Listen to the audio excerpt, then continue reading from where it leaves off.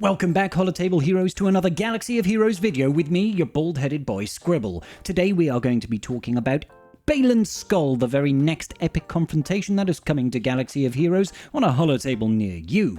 We may have noticed that we've got Shin Hati coming to the holotables later on today, but there may be a little bit of something extra juicy that was just sort of surreptitiously left in some of the notes that gives us an indication as to when Baylan Skoll is coming to the game. Let's go check this out. Journey Guide has now been updated with the latest update to the game to include a TBA coming soon. This is a solo journey for the new epic confrontation of Baylan Skoll. And what this does for us is it confirms two things. One, he's very close to being released. We have got Shin Hati here at Relic 7 as the next announcement, but two, we know for sure that it's only going to be 5 requirements. We have already got Morgan Elsbeth, Great Mothers, and Grand Admiral Thrawn all at Relic 7. We're going to have Shin Hati coming today to the holotables at Relic 7, and we are going to assume that the next one is going to be none other than our wonderful Marok, who has already confirmed as coming to the holotables as a future marquee. Now, the first thing to say about this is that pretty much, as far as I'm concerned, sets it in stone that there are not going to be any additional marquees required for Baylan Skoll. There's also not going to be any additional historic characters added to his requirements. But there's one thing that I just wanted to pull to your attention today that you may well have missed. And it has to do with datacrons. And this has got so much enjoyment that people love. Everybody, as far as I'm aware, every single person on the planet absolutely loves datacrons and calls them the one aspect of the game that saves Galaxy of Heroes from mundanity. Is that a word? From the mundane, from normality, from being boring. Stop us from... Everybody hates datacrons. No, that's not true either. Half the population hate datacrons, half the population loves datacrons. Datacrons are officially the Marmite of Star Wars Galaxy of Heroes.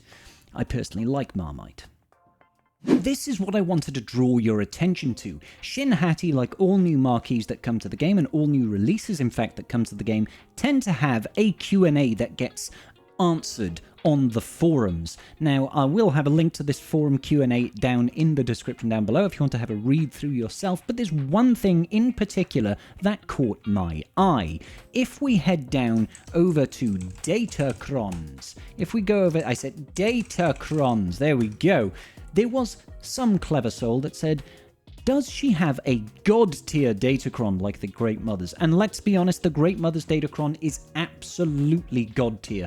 The most powerful datacron that exists in the game as it is currently. Nothing even comes close. She is destroying everything left and right and becomes an absolute nuisance on defense. See my previous video about some counters that's going on.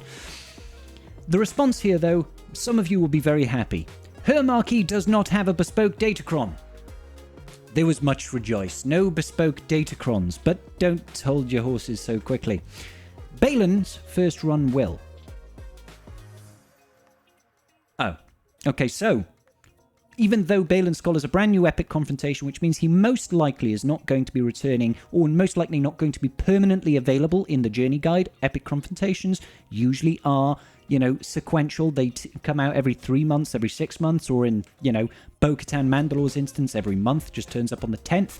I don't know if Baylan's going to be the same, and I'm almost wondering if Baylan turns up and replaces Bo-Mando as a recurring event and she goes to the permanent Journey Guide. I'm not entirely sure. And I know what you're thinking. You're probably saying, Scribble, why do you care about datacrons and release dates? Well, it's very, very simple. It's very, very simple. When there is a new bespoke datacron, it ties in with the release of a new datacron set. The characters so far that have had bespoke datacrons have been the likes of Night Trooper, for example. He got his datacron set right before, I believe, this datacron, Unexpected Resurgence, or set 16, I think it is. And then over here in Rambunctious Rage, we do, of course, have the Great Mother's datacron that was released, and, oh, Padawan Obi-Wan's one was released with the previous set. So every time we get a new datacron set, there is being a new bespoke datacron. It's always going to line up roughly every 2 months because we always have at least 2 Datacron sets active at any time. They last for 4 months, so there's always a 2-month wait between a new Datacron set. Now, we've only just had this new Datacron set come into the game with Rambunctious Rage and the Great Mother's Datacron set. This one is new. But if we take a look at the expiry date of the previous set, Unexpected Resurgence, it's active until the end of October. Now, we know 2 more marquees are coming for Baylan Skoll. We know we have got Shin Hati, who's coming today, and Marok, who will most likely come in about 2 weeks' time, one would assume. After those 2 are out, that's about, what, maybe 2 weeks, maybe 3 weeks. It means we've probably got then another 2 or 3 weeks before Baylan Skoll actually drops into the game with a new Datacron set. Now, I could be completely wrong. And maybe it won't be in the October Datacron set. Maybe instead, not the October Datacron set, the November Datacron set, start of November. Maybe it won't be that Datacron set. Do you know what I mean? Maybe it'll be the one afterwards, which will be in another 2 months, which will be the end of December. I don't think it's going to be, though. I don't think it's going to be. If we look at Bo Mando's release, which was the last epic confrontation we had 0 time between when Keller and Beck didn't become farmable, but hit the weekly shipments available for crystals, essentially. His shards weren't even free-to-play farmable. There was no wait period. It just dropped immediately, and then the release came out every single month. So if Baylan Skoll follows the same path, we're not going to have these characters free-to-play farmable. It might just take them a couple of weeks to bring them into shipments, and that first week it goes into shipments is going to tie in with when the new Datacron set drops. It all makes sense. The stars are aligning above me. I can see the future. Or maybe I'm just making stuff up. If we also take a look at what sort of cadence we normally can expect to see for a new marquee to go into shipments to be able to be farmed by crystals, you can see it's usually about a month after they have gone on their original marquee release. So you can see over here, Morgan Elsbeth, who is one of the requirements for Baylan Skoll, she came out on July 18th and was available in shipment farming in August 14th, basically a month later. The same thing can be seen of Night Trooper. He came out just under that period, originally released on the 4th of July and came out at the end of July. You can see it over here with Master Qui-Gon Jinn. 23rd of May came out on the 20th of June, about a month away. Which means if we have got a 2-week wait essentially between now and when we get Marok, which is a most likely amount of time, we can expect essentially about 6 weeks from now is when Baylan Skoll is going to be active. And what is 6 weeks from now?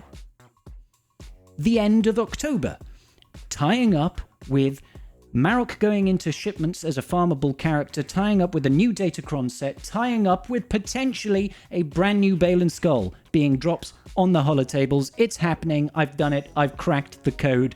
I'm a genius. Where's my marching band? Where's the parade?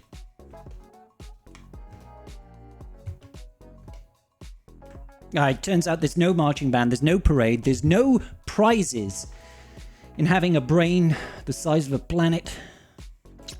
I've got the terrible pain in all the diodes down my left side. 10 points for anybody who gets where that quote's from. Alright, ladies and gentlemen, let me know, do you think I am absolutely tinfoil hatting it, or do you think there is some water to what I'm saying here? Let me know in the comment section down below. Big shout out to my amazing patrons, you guys are the business, and I will see you all in the very next video. Peace out, and may the Force be with you.